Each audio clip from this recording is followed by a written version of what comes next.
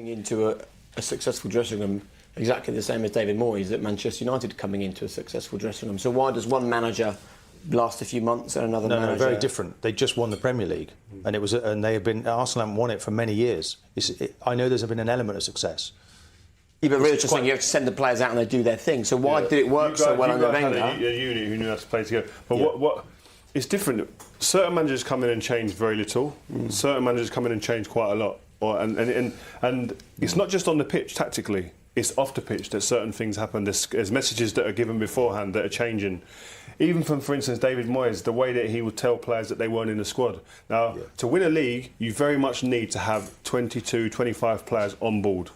So the difference with say for instance, Sir Alex Ferguson, when he told the fringe players in the squad, who were as important as the first 11 on every week, because their time will come in the season where they're going to define a match and win a match for you and get you over the line, and that's as important as 11 goals, 10 goals from a striker. But he would tell them players, you're not playing.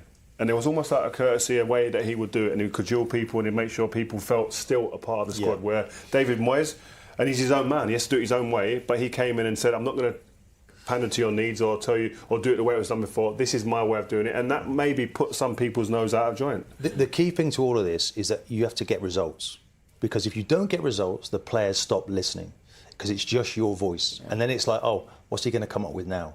What's the story now? Get the players on trial. You're the manager, you're not on trial. You're just helping these players to do the best they possibly can. I worry now that it's too much about the manager, too much about Emery. Those players have got to step up.